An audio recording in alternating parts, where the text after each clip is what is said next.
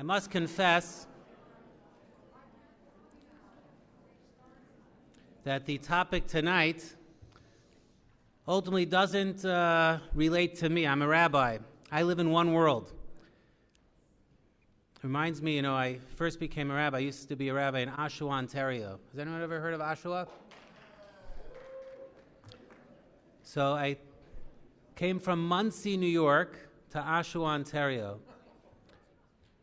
The contrast, not only was I the only person in the whole town with a yarmulke, but I was the only person with a button-down shirt. And sure enough, my luck, I arrived there on a Friday, and someone passes away. So I decided probably I should get a haircut. So I go to the barber on Friday. I go into the barber shop, and he looks at me in the mirror with my yarmulke on, and he says, "What are you?" So I said, "I'm a rabbi." And he says, "What's a rabbi?" So I said, it's like a priest for the Jews." He says, "Okay." Starts cutting my hair. After 2-3 minutes, he says, "So what do you believe in?" I said, "Perfect. I just became a rabbi. Rabbi Wein is my rabbi. I can tell you what Jews believe in." So I start telling him page by page what the Kuzari says about Judaism. 2 or 3 minutes in, he looks at me and says, "Listen, as long as we all believe in Jesus, it doesn't matter."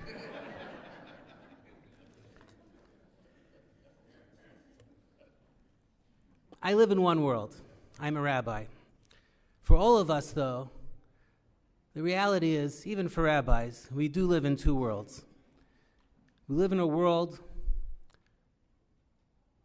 where life is filled with holiness, and we also live in a confusing world where the stresses of this world challenge us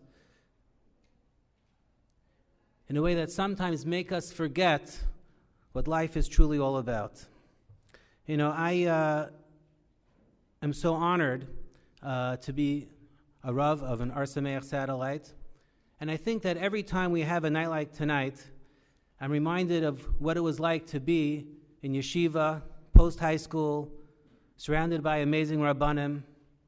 I imagine many of you have gone to seminary or yeshiva that year in Israel, and you said, "I wish I had that magic back." Tonight is where we remember the magic that we had in yeshiva and seminary, where we felt that we all lived in one world. The Shabbos world, the weekday world, the home world, the life world. It was just one world back then.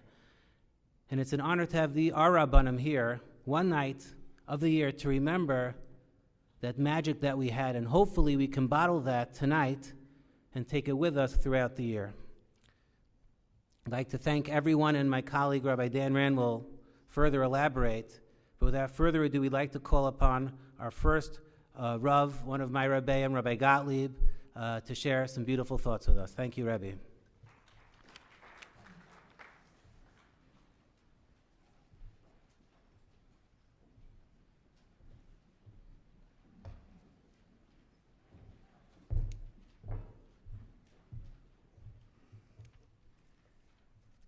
Is this to remind me when to stop?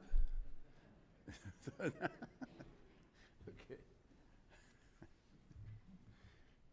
Look at this.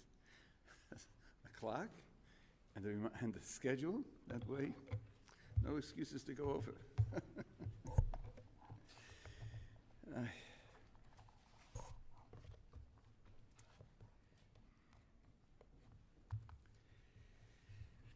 My share of tonight's topic is the worlds of the neshama and the guf, the soul and the body. We naturally experience those as two worlds, two realities, in tension with one another, conflict, struggle,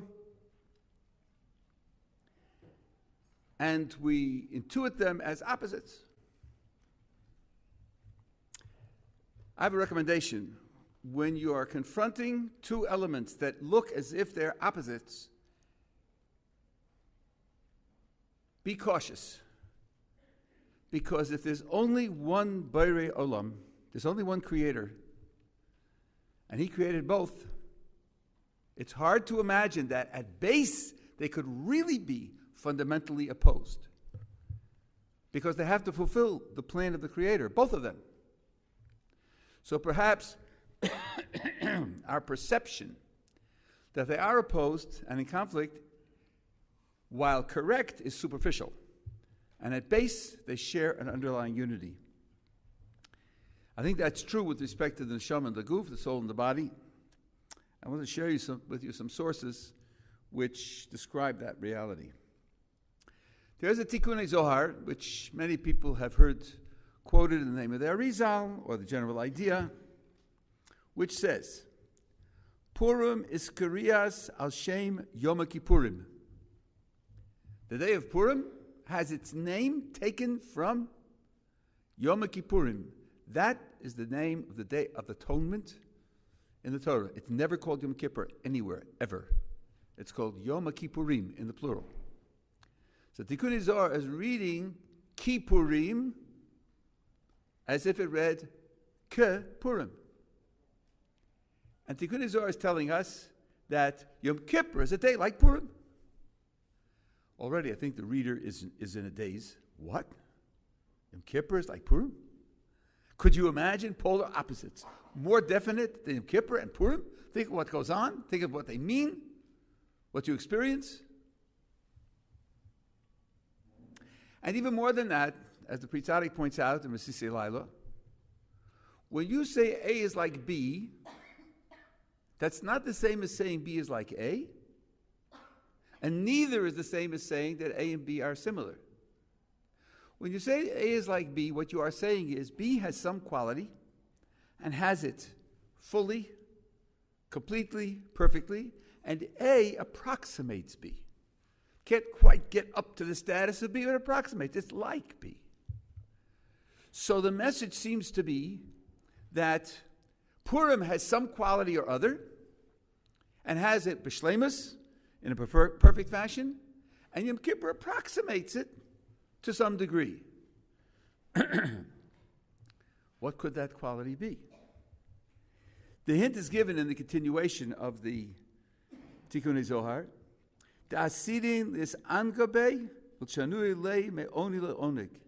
In the future, we will enjoy Yom Kippur with oneg. We will transform the inui of Yom Kippur, which means deprivation. The correct translation of inui is deprivation, into pleasure. For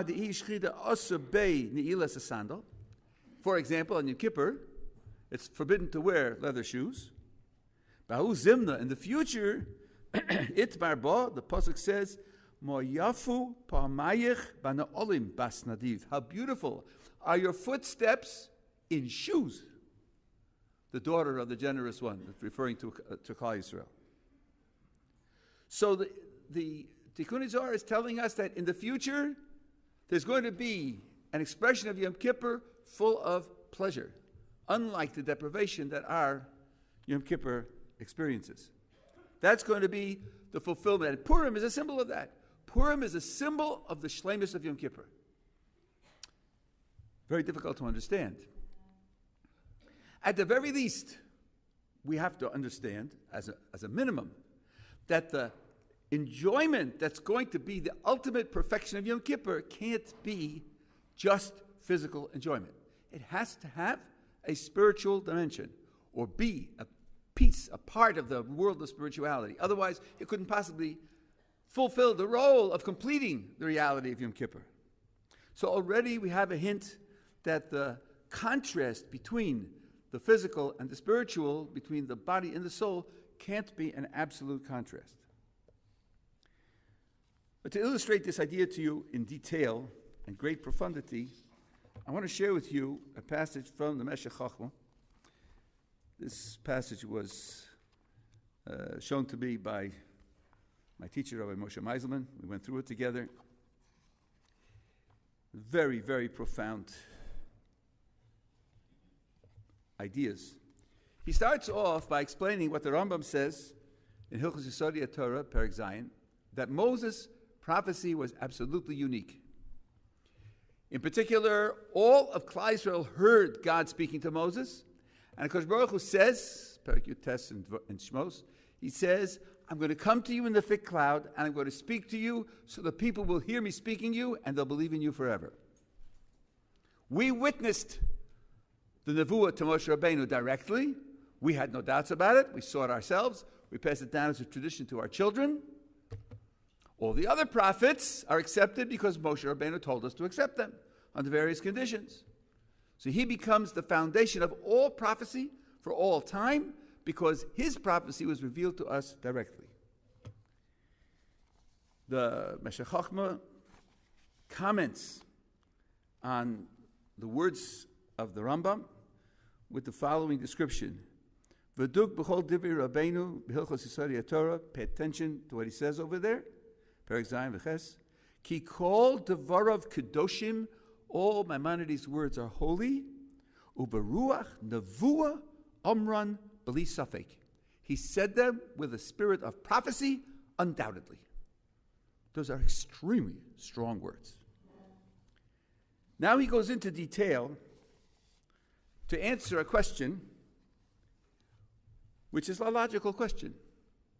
When the verse says, "V'gam b'cho yaminu la'olam," they will believe in you forever, the Meshech Chochmah takes that as a command, not a prediction. I'm commanding the Jewish people, whatever Moses says, they have to accept it from him, that it's coming from God, that it's a part of Torah. And he asks the following question. How could God command us to believe in Moses forever? The Talmud tells us that everything is in the hands of heaven. God controls and manages everything except the awe of heaven, the awe of God. That's up to each one of us individually. That's subject to our choice. And if you understand God knows the future, that doesn't take away free will.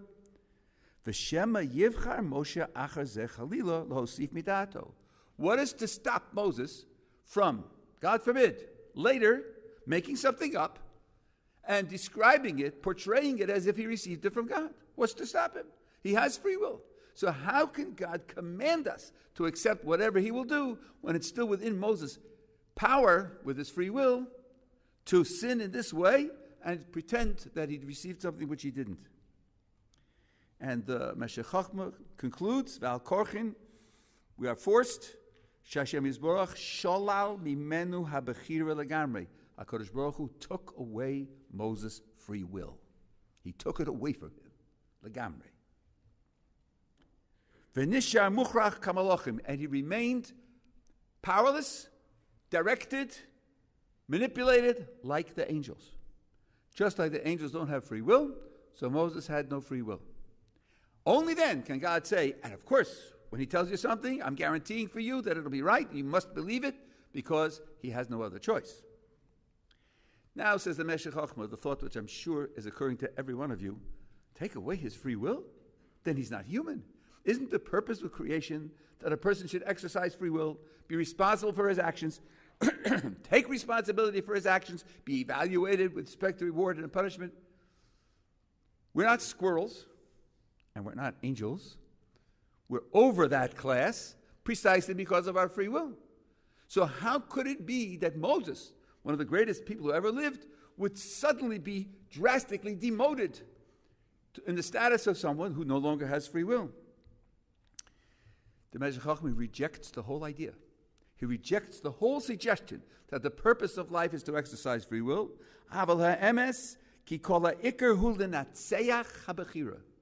The whole purpose is to overwhelm, conquer free will, to put yourself in a position where your free will ceases.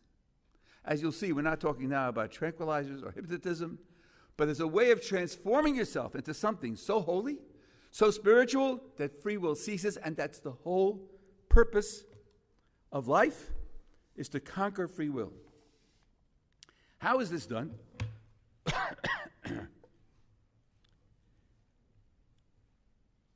He says, Rak Shemoshe shemitzad atzmo omal v'yoga. Moses strove and exercised diligence, kolkach, to such an extent, achehela atzmo l'madrega hagavoa shemadregos. He lays himself up to the highest of all possible levels. She'ibatel habechira, that bechira should be lost from him. That's the highest of madregos. Against the intuition we intoned 3 minutes ago, that the purpose of life is to exercise bechira, that's not true. It's not true. The purpose of life is to exercise bechira so that bechira will end. And then a person becomes mukhrach, forced in his actions like angels. Im kain ze iker tachlis ha'enoshi. This is the purpose of human creation. Because Baruch Hu created people so they would outgrow bechira. Hashleimus hayoser efshari, the greatest possible perfection. L'chein zokha she'ibatla bechira. This was a schus, a merit to Moses that as a result of his efforts, God crowned his efforts by taking away from him the bechira. You probably noticed already, it's a double process. A human being works to achieve it, and of course Baruch Hu gives him the achievement. It's not solely our own efforts. Im kain ze iker tachlis abriya. Mashacham goes up step by step. It's the ikr, and then it's the purpose of all mankind, and it's the purpose of the entire creation, that a person should outgrow. L'zakech hachomer asher yoshov b'soro gam l'ruchni. Those are the words that I want to concentrate on. That he should purify the physical to the point that his very flesh becomes spiritual. His flesh becomes spiritual. It should be a vehicle for portraying the honor of the Creator. Famous verse that many quote for various purposes, and he says, "From my flesh I can see God." From my very flesh I can see God. So, the opposition we started with, the physical and the spiritual, the body and the soul, already we have a very dramatic presentation here that opposition is superficial. That at root they could be identical, only one has its spirituality hidden, and a certain process can be undertaken to be able to reveal it.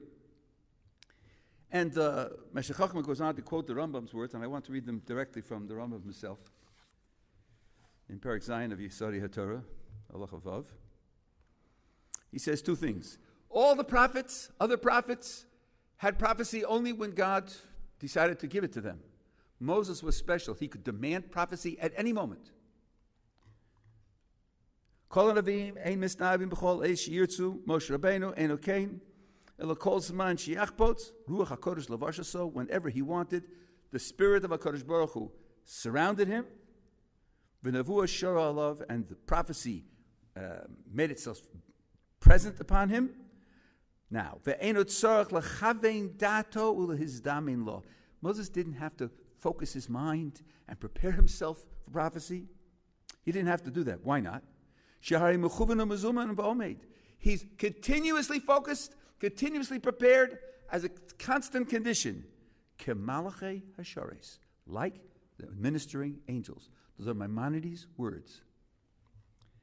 At the end of the halacha, he says, when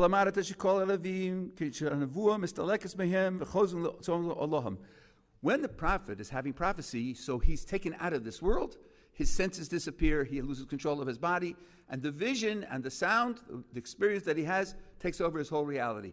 And then it stops. And when it stops, he goes back to normal, everyday living, like every other Jew. Just like everybody else. So after the revelation at Sinai, people went back to their everyday lives, including family life. Moses didn't go back to his tent. Because Baruch Hu said to Moshe, tell the people, go back to your tent. Moses, you, stay here with me. Don't you go back to your tent. That's why he separated from his wife, la'olam, forever. Umen hadomalo. It wasn't just marital living that he separated from. All other of the physical needs of the world, he was parish from. What that exactly means, we'll see in a little while. His mind was fixated, attached to the rock of all worlds, to God. The glory of God did not desert him for a moment. The Koran or Panav, we know the skin of his face shone with a heavenly light.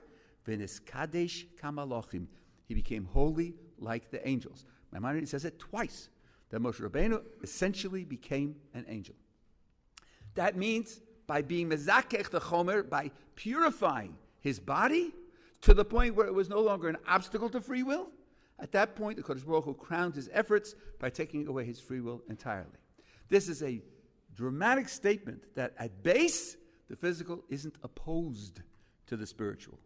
It isn't an enemy. There aren't polar opposites. Underneath, the physical is also spiritual. And I think now we have one way of explaining a tiny sliver of the Tikkunei Zohar. When it says that Yom Kippur is a day like Purim, we live our lives all year long, 363 days per year, in a two-dimensional world. There's the neshama and the guf, the soul and the body, and our job is to coordinate them together so that they should both fulfill the role that the Kodesh Baruch Hu set for them.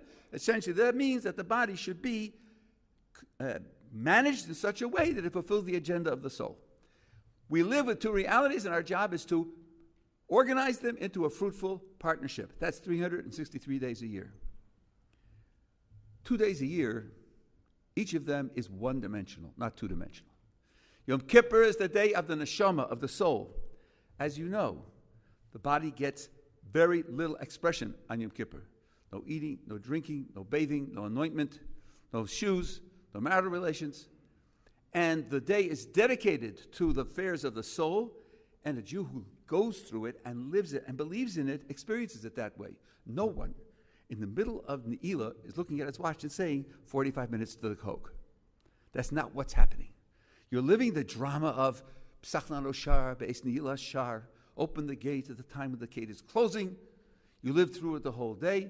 Your mind and your heart are focused on the experience of expressing the neshama. It's a one-dimensional day because the body is so de-emphasized, it doesn't play its normal role in the reality of a person's experience.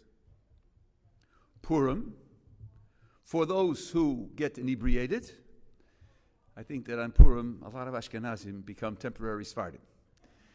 Because, as some of you know, the Mechaber paskins that you should drink, the way it says in the Gemara, and the Ramah, the Ashkenazi posek, says, drink a little more than usual and take a nap, and while you're asleep, you don't know the difference between Or Haman and Baruch Mordechai. So a lot of Ashkenazim become Sephardim for the day. People who do drink, what happens is, the soul's control of the body is blotted out. The soul controls the body essentially through intellect. And as you know, when you get inebriated, the intellect isn't working so well. And then the body expresses itself on its own. What does the body show? Well, it varies from person to person, as I'm sure you're aware. But there are people, great people, when they become inebriated on Purim, the body pours out expression of love of HaKadosh Baruch Hu, and love of Torah, and love of mitzvos, and love of fellow Jews. And they express things which perhaps during the year, a sense of tznius, of reticence, of privacy, inhibits their expression. On Purim, it all comes out. And you see the beauty of the guf, of the body. The body itself has absorbed the kedusha, the holiness of the person's expression of Torah during the whole year, and the body too has its own identity as a spiritual entity. So, first, Yom Kippur and Purim share the quality of being one-dimensional. Each is one-dimensional. Yom Kippur is the day of the neshama, and Purim is the day of the guf. But I said at the outset that the comparison to A is like B means B has to be superior to A.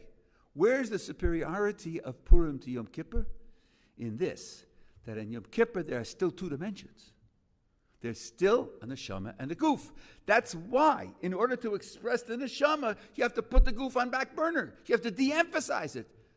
You have to deny it its expression, otherwise it'll get in the way. The picture of Yom Kippur is that there are two elements, and one is expressing itself, and the other is held back. But on Purim, if the guf, if the body expresses the highest sentiments of spirituality, then you have a vision that they're really only one. Because the body also has its spiritual identity. And then you get a picture of what the underlying reality is. It's not just that on Purim one is expressing itself and the other not. The way the one expresses itself, the body, you see that the body has its own spirituality. That means at base, the reality is that they're one. And this, I think, confirms the proposition that I'm trying to share with you, that indeed, the opposition is really a superficial opposition. Mesilas Yesharim expresses these ideas also with a slight addition. This is in the end of Mesilas Yesharim, Perek Kavav, Bebiur Midas HaKedusha. He starts off by saying what we said in the Meshech Chochmah about Bechira. Kedusha is achieved in a two-step process. You work to prepare yourself, and HaKadosh Baruch Hu completes it. You cannot do it on your own. What work do you do to infuse your life with Kedusha? Ha'ishtadlus hu sheyeh adam nivdal v'netak min ha'chomrius legamrei. The effort that a person makes to qualify for HaKadosh Baruch Hu's injection of Kedusha, of holiness, is to be separated and cut off from chomrius legamrei. Cut off entirely from chumrius. So, chumrius means physicality. Is this person not going to eat or drink or dwell in a house or have a family or the final alternative, which I don't often mention in yeshiva, or get a job and earn money? I mean, the boys in yeshiva have this illusion that, they'll live on manna for the rest of their lives. But we know better. People do get jobs and do support their families appropriately. So what does the Ramchal mean that he's going to be separated and detached from Chumrius entirely, completely? What could he possibly mean? Well, he explains himself. He says, even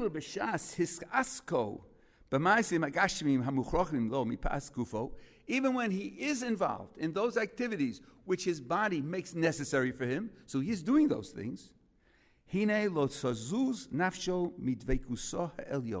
his soul isn't budged at any amount from his connection to HaKadosh Baruch Hu. It means a person can engage in physical activities without being budged at all from his connection to HaKadosh Baruch Hu. And he says, a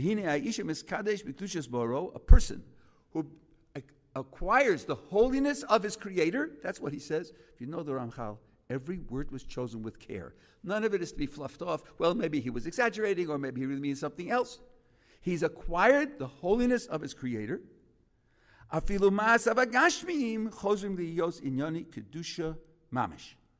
Even his physical activities become an expression of holiness.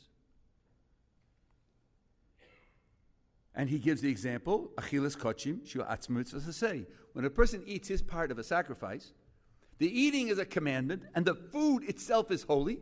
That's an expression of holiness. It's a physical activity expressing holiness.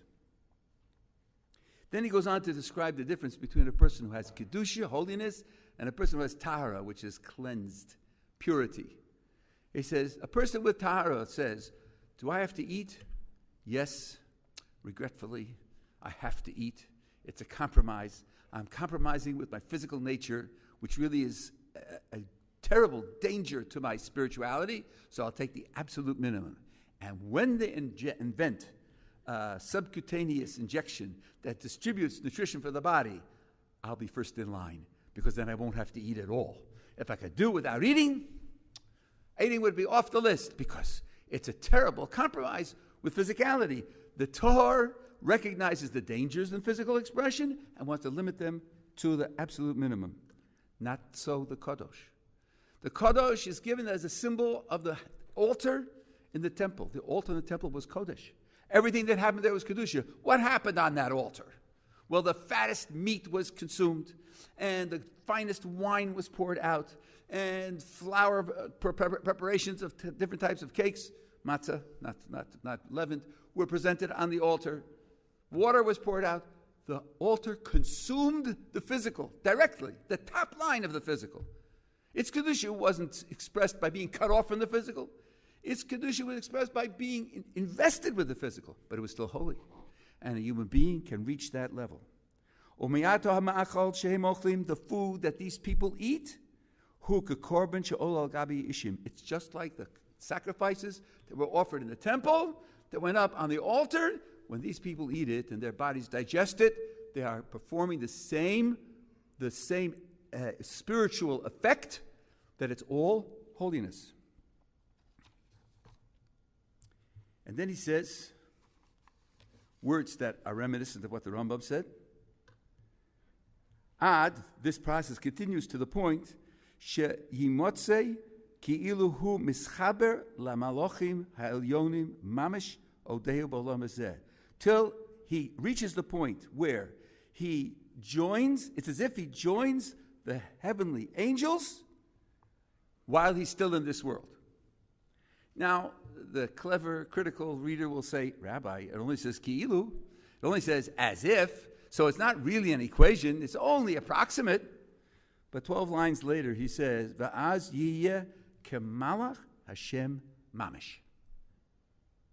Mamish is a word that became popular in certain circles in the last 20 or 30 years. But the word is much older. Right? He's like an angel of Hashem exactly. So it's the same idea that the Roman was talking about. And he emphasizes the fact that all of his physical activities become holy. They become spiritual. So again, the opposition between the physical and spiritual is superficial. That doesn't mean it's not true. It's true only on a superficial level. But there's a much deeper level available to every person to be able to elevate and spiritualize the physical side of life. Now, the Rambam and the Ramchal were talking about very extreme examples. And they are true, and they are guideposts to what is possible for a human being. But what about the rest of us? I mean, I shouldn't speak for you, but I'm speaking for myself. In my limitations, what is there available for me to do?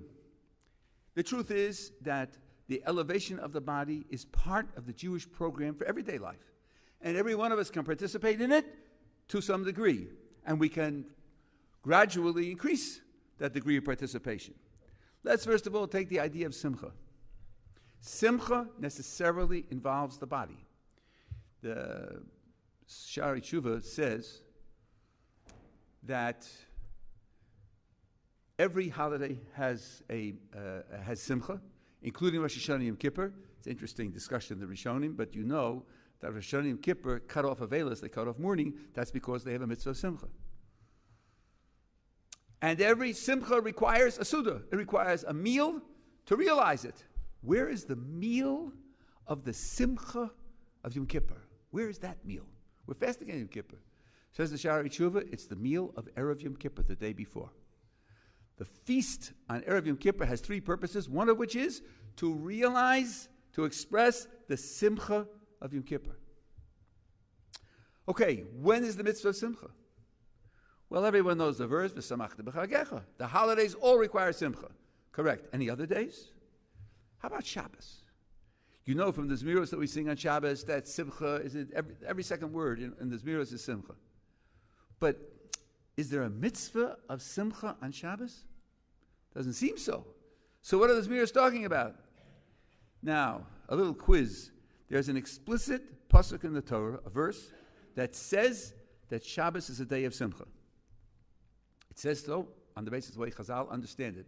I won't give a quiz that you should tell me what the pasuk is.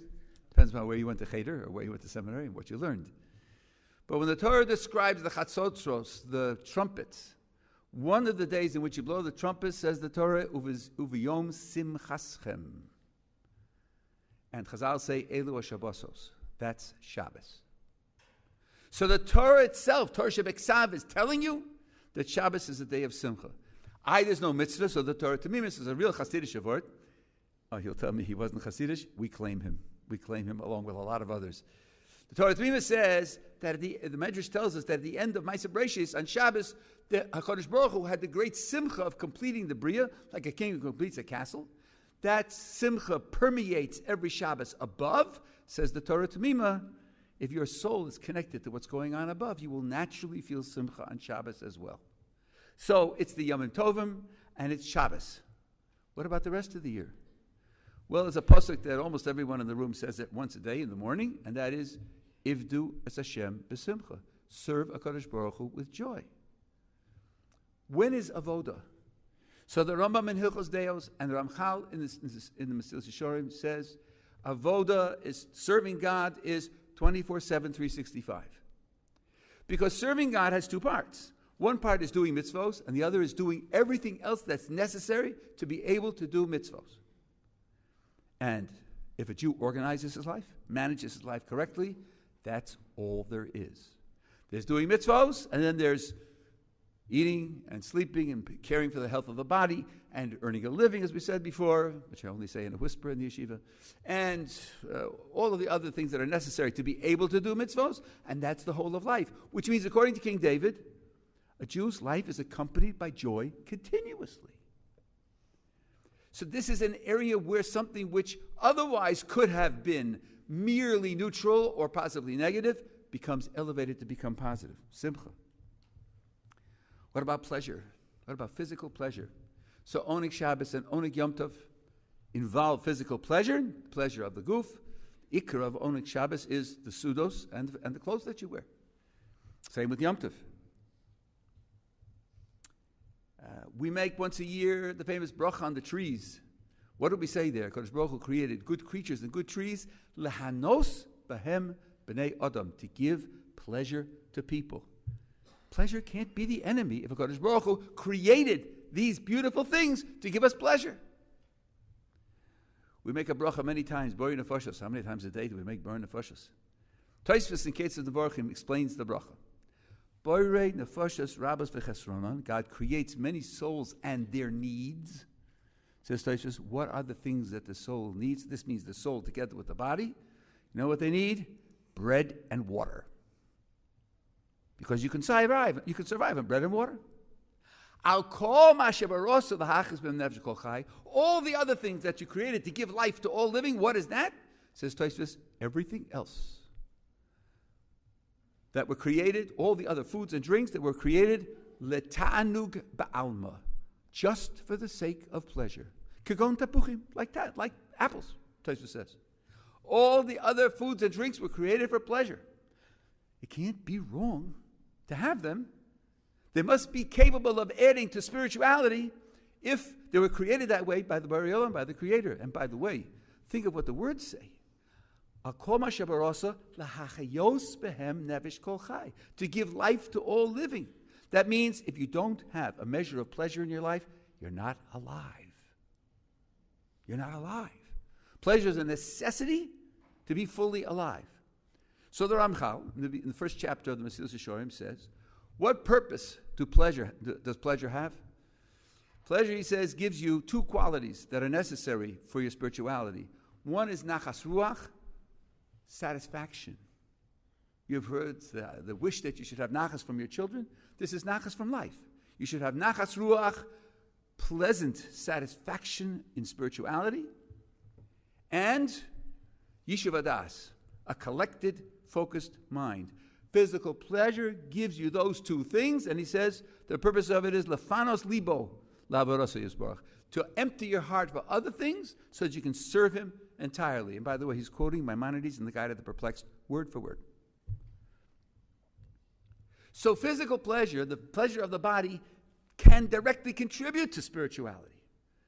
That being the case, if we have in mind that that's what we're doing and we want to accomplish, then we are elevating our souls while we are elevating our bodies in the same direction. When I was becoming frum, and my Rabbi Zatzal, the Boston Rabbi, I said to him, I asked about eating, how one should look at eating and feel about eating. He said, do you make a blessing before you eat? Make a blessing after you eat? That's what makes it spiritual. That's not the end of spirituality, but that gives it its spiritual. You think, okay, I'm going to eat something that I really like, and I'm going to enjoy myself. And first you say, God, you created it. You gave it to me. And afterwards you say, I'm thanking you for the fact that you gave it to me and praising you.